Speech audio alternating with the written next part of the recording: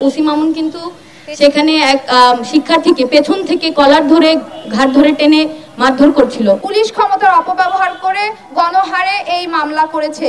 মামলা দিয়ে আন্দোলন দমন করার এমন ঘৃণিত উপায় আমরা বিগত আওয়ামী ফ্যাসিস্ট সরকার হাসিনা সরকারের আমলে দেখেছি। জুলাই অভ্যুত্থানের সময়ও আমরা দেখেছি কিভাবে আন্দোলনকারী ছাত্র জনতার নামে সরকার এমন মিথ্যে মামলা দায়ের করে গণগ্রেপ্তার চালিয়েছিল।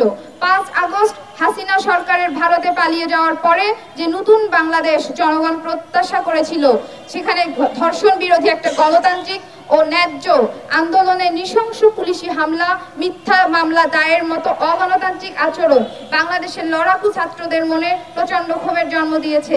অভ্যুত্থানের পর এমন পুলিশি রাষ্ট্র কোনো গণতান্ত্রিক মানুষই প্রত্যাশা করে না। ধর্ষণ ও নিপীড়নের বিরুদ্ধে বাংলাদেশ সুস্পষ্টভাবে ব্যক্ত করতে চায় আওয়ামী ফ্যাসিবাদ শাসনামল থেকে টেনে আনা পুলিশের ধর্ষক, নিপীড়ক, অপরাধের পাহারাদারি ও মজলুমের উপর অত্যাচারের চরিত্রের অবসান ব্যতীত মুক্তিযুদ্ধ ও 24-এর গণ অভ্যুত্থানে গণমুক্তির আকাঙ্ক্ষা বাস্তবায়ন সম্ভব নয়।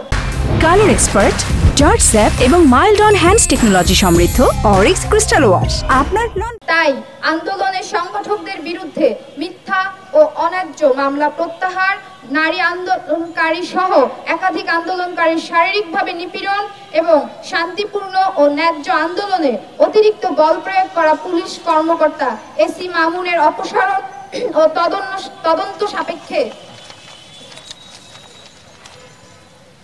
হামলায় জড়িত অন্যান্য পুলিশ সদস্যদের দৃষ্টান্তমূলক শাস্তির আওতায় আনা, ব্যর্থ স্বরাষ্ট্র উপদেষ্টার পদত্যাগ, ধর্ষক নিপীড়কদের বিচার সহ 9 দফা মেনে নেওয়া এবং সংঘবদ্ধ ও উস্কানিমূলক অপপ্রচার বন্ধে কার্যকর উদ্যোগ গ্রহণের দাবি জানাচ্ছি। ওসি মামুন কিন্তু সেখানে এক শিক্ষার্থীকে পেছন থেকে কলার ধরে ঘাট ধরে টেনে মারধর করছিল এবং সেই সময় সাধারণভাবে আন্দোলনকারীরা তাদের সেই ওসি মামুনের হাত থেকে শিক্ষার্থীকে বাঁচাতে এগিয়ে গেছে এবং সেখানে ধস্তাধস্তি হয়েছে এবং তার মধ্যেই আসলে তার শার্টটা ছিঁড়ে যায় এবং সেখানে কিন্তু আপনারা দেখেছেন উনি কিভাবে আসলে শিক্ষার্থীদের উপর আক্রমণ করেছে।